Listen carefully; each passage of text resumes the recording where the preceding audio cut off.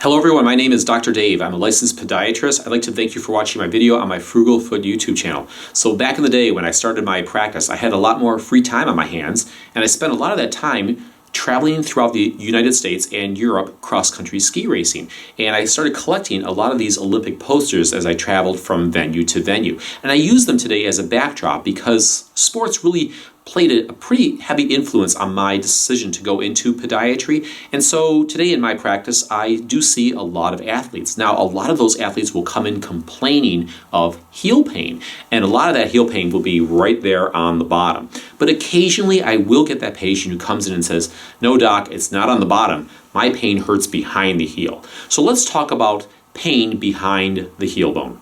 The name of the heel bone is the calcaneus, and it is the largest bone in the foot. Now, I want you to see the back of the heel bone because it's quite interesting. This is the inside of the foot here, and this is the inside of that calcaneus, and you'll see that it has a rounded edge. But the outside of the heel bone does not have a rounded edge. I'll use my shirt as a backdrop. You can see that it has this right angle here, and that creates a very sharp edge on that heel bone. When we walk, we load our foot on the floor, and the arch is going to come down to absorb shock. And when that happens, the heel bone is going to start to rotate so that the edge of that bone can start to protrude behind the body. Well, the Achilles tendon runs down the back of your leg and inserts into the back of that heel bone, and if that heel bone rotates too far, the Achilles tendon can start to rub that sharp edge, and that can cause irritation. Now, between the tendon and the bone, there's a little bursa there, like a water balloon, to kind of act as a cushion between the two, and that starts to swell, and then you end up with bursitis.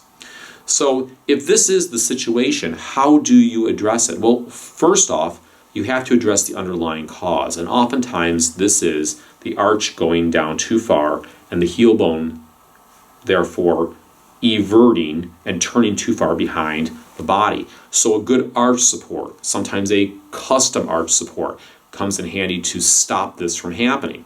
Number two is it's often beneficial not to have a tight shoe that presses up against the back of the heel bone. So oftentimes I will recommend to my patient, for the time being, get a shoe that has no back. So even if needed, go out and buy yourself a pair of sneakers or shoes that has no back, or if it does have a back, you can always just cut with a pair of really strong scissors. You can cut the back of that heel out of that shoe, and that actually still allows you to go out and be pretty active. You're probably going to throw the shoe away later on once you're feeling better, but it allows you to still be mobile, and you can still stay somewhat active.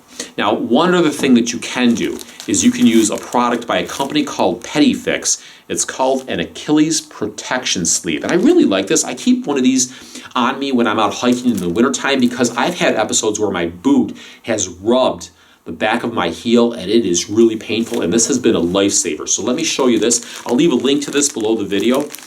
It's fairly inexpensive, but what it is, it's a very light compression sleeve, and I'm going to turn it inside out. It's got a gel pad that you can put up against the back of your heel. So there is the gel sleeve right there. There's the pad. Okay, so basically you're going to slide this right over your foot and around your ankle so that the bottom of that gel right there is right up against the bottom of that heel, or I should say right up against the back of that heel, and the top of it runs over the top of that heel bone there. So you're going to be able to cushion from here all the way up. You'll be able to cushion this whole area with this gel pad. They're very comfortable, and I have found these to help quite a lot. Now, the picture actually on the packaging shows the individual standing on the gel. You can try it that way if you like. I've never utilized them that way. I just like taking the whole gel piece and putting it on the back of the heel bone like I previously described. One important thing, if you decide to use this, you don't want to leave it on all day. It should come off for a few hours every day. I usually just recommend taking it off when you go to bed.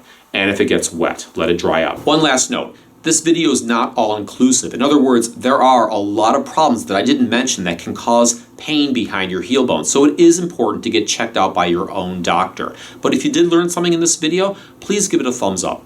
I'm Dr. Dave. I'll see you on my next video.